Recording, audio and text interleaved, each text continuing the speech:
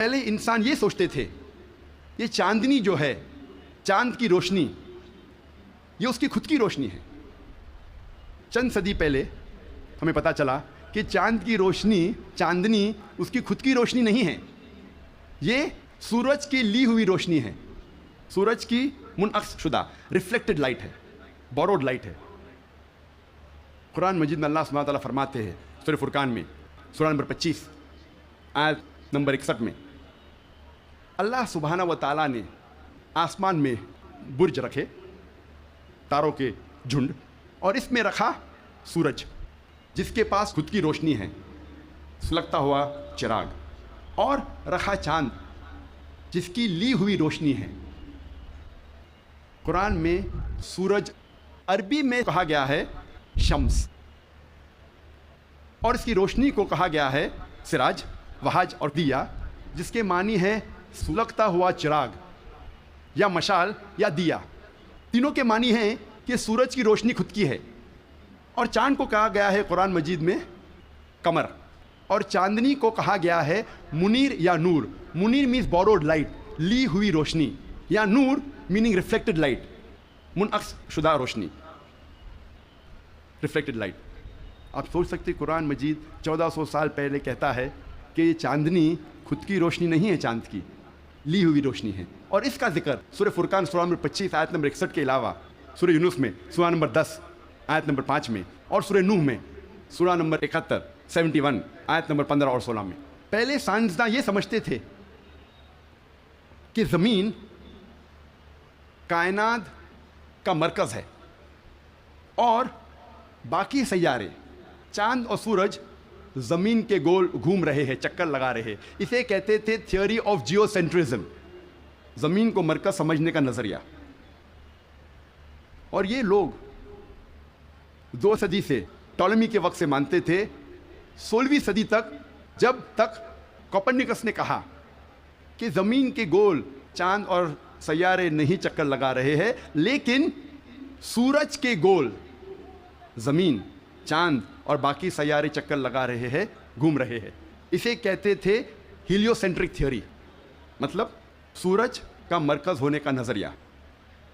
اور سن 1609 میں ایک جرمن سائنٹسٹ جس کا نام تھا یوہنس کیپلر، اس نے لکھا اپنی کتاب میں ایسٹرونوما نووا کہ صرف سیارے اور چاند سورج کے گول گھوم نہیں رہے ہیں، لیکن زمین، چاند اور سیارے، پلانٹس، سورج کے گول گھومنے کے علاوہ اپنے محور پہ گردش کر رہے ہیں۔ They are rotating about their own axis. اور جب میں اسکول میں تھا، میں سن 1981 میں 10ویں میں تھا، جغرافی میں نے پڑھا تھا کہ زمین، چاند اور سیارے، پلانٹس، وہ چکر لگا رہے ہیں، they are revolving and rotating, اور اپنے محور پہ گردش کر رہے ہیں، لیکن سورج اپنے محور پہ گردش نہیں کر رہا ہے۔ لیکن میں نے جب قرآن کی ایک آیت پڑھی، سورہ انبیاء سورہ نمبر 21 آیت نمبر 33 میں، اللہ سبحانہ تعالیٰ فرماتے ہیں هو الذی خلق اللیل والنہار، اللہ سبحانہ و تعالیٰ نے رات اور دن بنایا، والشمس والقمر، سورج اور چاند، کل فی فلک یسبحون، وہ گھوم رہے ہیں اور اپنے محور پہ گردش کر رہے ہیں۔ قرآن کا لفظ یہاں ہے یسبحون۔ قرآن یہ کہتا ہے کہ sun and the moon are revolving, چکر لگا رہے ہیں، گھوم رہے۔ اس کے علاوہ یسبحون، یہ عربی لفظ یسبحون آتا ہے لفظ صباح سے، اور صباح ایک عربی لفظ ہے جو چلتے ہوئے جسم کے موومنٹ کو ڈسکرائب کرتا ہے۔ مثال کے طور پہ اگر میں کہوں گا کہ کوئی انسان پانی میں سباہ کر رہا ہے، اس کے یہ معنی نہیں کہ وہ پانی کے اوپر فلوٹ کر رہا ہے، اس کے معنی ہے کہ وہ پانی میں تیر رہا ہے۔ اگر میں کہوں گا کوئی سباہ کر رہا ہے زمین پہ، اس کا مطلب نہیں کہ وہ آدمی زمین پہ رول کر رہا ہے، اس کا مطلب ہے کہ وہ انسان زمین پہ چل رہا ہے یا دوڑ رہا ہے۔ اسی طریقے سے جب اللہ سبحانہ تعالیٰ یہ لفظ کا استعمال کرتے ہیں کوئی فلکی جسم کے لیے، فار اے سیلیسٹل باڈی، اس کے معنی نہیں کہ وہ فلائی ہو رہا ہے یا فلوٹ ہو رہا ہے، اس کے معنی ہے it is rotating about its own axis, وہ اپنے محور پہ گردش کر رہا ہے۔ آج سائنس ترقی کرنے کے بعد سائنس یہ کہتی ہے کہ آپ سورج کا عکس ٹیبل کے اوپر دیکھ سکتے ہیں ایک آلے کے ذریعے، اور پتہ لگتا ہے کہ سورج میں بلیک سپاٹس ہے، اور یہ بلیک سپاٹس تقریباً 25 دن لیتے ہیں گردش کرنے کے لیے. اس سے یہ ثابت ہوتا ہے کہ سورج تقریباً 25 دن لیتا ہے ایک گردش کرنے کے لیے. تو آج سائنس یہ تسلیم کرتی ہے کہ سورج بھی اپنے محور پہ گردش کر رہا ہے. جو میں نے اسکول میں تقریباً 28 سال پہلے پڑھا تھا کہ سورج واز اسٹیشنری, سورج گردش نہیں کر رہا ہے, تو 28 سال پہلے میں نے اسکول میں پڑھا. آج سائنس اسے تسلیم کرتی ہے اور قرآن مجید میں اس کا ذکر ہے 1400 سال پہلے. اور آج اکثر اسکول کے سائنس کی کتاب میں اس کو انکارپوریٹ کیا جا چکا ہے. یہ نئی چیز داخل ہو چکی ہے سائنس کی کتابوں میں کہ سورج اپنے محور پہ گردش کر رہا ہے. اللہ تعالیٰ فرماتے ہیں سورہ یاسین میں سورہ نمبر 36 آیت نمبر 40 میں کہ سورج چاند کو نہیں پکڑ سکتا اور دن کو رات نہیں پکڑ سکتی. The sun cannot outstrip the moon, neither can night catch up with the day. کل فی فلک یسبحون, یہ اپنے محور پہ گردش کر رہے. اس کے معنی کہ چاند اور سورج کے جو ایکسس ہے, جو ریولیوشن کا ہے, وہ ڈیفرنٹ ہے, وہ علیحدہ ہے, اسی لیے وہ آپس میں کبھی نہیں ملیں گے. آج سائنس یہ کہتی ہے کہ جو سورج کی روشنی ہم دیکھتے ہیں, it is due to a chemical reaction. یہ ایک کیمیکل ریئیکشن کے وجہ سے ہے جو کروڑوں سالوں سے چل رہا ہے, اور ایک دن یہ کیمیکل ریئیکشن بند ہو جائے گا اور سورج ختم ہو جائے گا. لیکن سائنسداں کہتے ہیں کہ اس کو اور کروڑوں سال لگیں گے, اور کروڑوں سال کے بعد یہ کیمیکل ریئیکشن بند ہوگا. یعنی سائنس یہ کہتی ہے کہ ایک وقت آئے گا جب سورج نشٹ ہو جائے گا, ختم ہو جائے گا. قرآن میں اللہ تعالیٰ فرماتے ہیں سورہ یاسین میں سورہ نمبر 36 آیت نمبر 38 میں وَالشَّمْسُ تَجْرِي لِمُسْتَقَرٍّ لَهَا, کہ سورج جا رہا ہے اپنے مستقر کی طرف. سورج جا رہا ہے اپنے ڈیسٹینیشن پہ. سورج ایک مقرر وقت کے لیے ہے.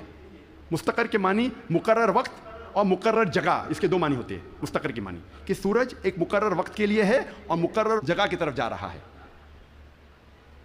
یہ سائنس آج تسلیم کرتی ہے کہ سورج ایک مقرر وقت کے لیے ہے. اور سائنس یہ بھی مانتی ہے کہ سورج کائنات کے ایک نقطے کی طرف جا رہا ہے جس کا نام ہے سولر اپیکس. ان دا ہرکولینز الفا لائرا 12 میل پر سیکنڈ کی رفتار پہ. قرآن میں لکھا ہے مستقر, مقرر جگہ کی طرف. سائنس کہتی ہے دونوں معنی مستقر کے, مقرر جگہ اور مقرر وقت, دونوں الحمدللہ صحیح ہے.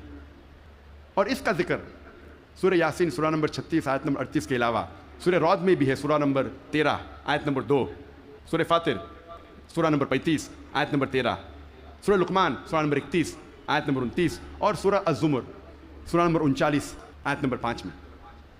سب جگہ کہا گیا ہے کہ سورج ایک مقرر وقت کے لیے ہے, ایک مقرر جگہ کی طرف جا رہا ہے. آج سائنس یہ کہتی ہے جو آسمان ہمارے زمین کے اوپر ہے, جسے ہم کہتے ہیں ایٹماسفیئر, وہ ایک محفوظ چھت کی طرح ہے. اور سائنسداں یہ کہتے ہیں کہ خطرناک rays like ultraviolet rays, X rays, یہ چھت, یہ ایٹماسفیئر ان خطرناک ریز کو زمین پہ آنے سے روکتا ہے, ورنہ زمین پہ جاندار چیز مٹ جائیں گی. قرآن میں اس کا ذکر ہے سورہ انبیاء میں سورہ نمبر 21 آیت نمبر 32 میں کہ اللہ سبحانہ و تعالیٰ نے آسمان کو ایک محفوظ چھت بنایا, اور پروٹیکٹڈ سیلنگ, اور کینوپی ویل گارڈڈ. آپ سوچ سکتے ہیں قرآن میں اس کا ذکر 1400 سال پہلے ہے, جو سائنسدان نے حال ہی میں 50 سال پہلے, 100 سال پہلے, 150 سال پہلے کہا کہ یہ ایٹماسفیئر از اے پروٹیکٹڈ سیلنگ. جب میں اسکول میں تھا تقریباً 28 سال پہلے, میں نے سائنس میں سیکھا تھا there are 3 types of matter, solid, liquid and gas. 3 قسم کے مادہ تھے, سالڈ, لکوڈ اینڈ گیس. آج سائنس یہ کہتی ہے کہ 3 مادہ, 3 اسٹیٹس آف میٹر کے علاوہ اور بھی ہے. ہم پہلے یہ سمجھتے تھے کہ آرگنائز ایسٹرونومیکل سسٹمز کے باہر, آرگنائز فلکیات کے باہر خلا تھا, ویکیوم تھا.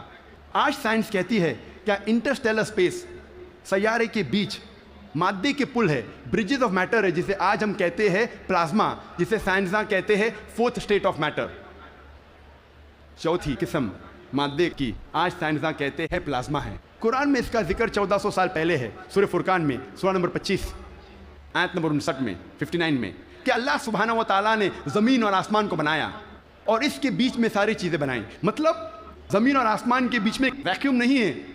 آج سائنس اسے کہتی ہے مادے کے پل، برجز آف میٹر، کہتی ہے پلازما ہے، fourth state of metre.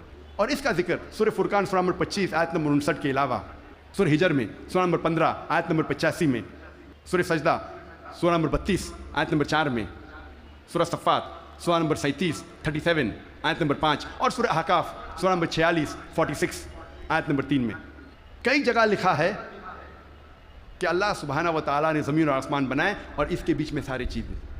Talking about the fourth state of matter, plasma. ایک مشہور سائنٹسٹ جس کا نام ایڈوین ہبل ہے، اس نے کہا تھا کہ کائنات پھیل رہی ہے، دا یونیورس از ایکسپینڈنگ. اور قرآن میں اللہ تعالیٰ فرماتے ہیں سورہ ذریات میں سورہ نمبر 51 آیت نمبر 47 آیت نمبر 47 میں کہ ہم نے یہ کائنات بنائی پھیلتی ہوئی. عربی لفظ مؤسیونا، پھیلنا. اور آج سائنس اس کو تسلیم کرتی ہے کہ ہماری کائنات پھیل رہی ہے، our universe is expanding. کئی دشمن اسلام یہ کہیں گے، جو کرٹکس آف اسلام یہ کہیں گے کہ قرآن مجید میں فلکیات کا ذکر ہونا کوئی عجوبہ نہیں، nothing great، کوئی بڑی بات نہیں ہے کہ قرآن مجید میں فلکیات کا ذکر ہے، کیونکہ عرب فلکیات میں ماہر تھے. میں اس بات کو مانتا ہوں کہ عرب فلکیات میں ماہر تھے، لیکن ان سے یہ کہنا چاہتا ہوں کہ قرآن مجید نازل ہونے کے بعد کچھ صدی بعد عرب فلکیات کے میدان میں ماہر بنے.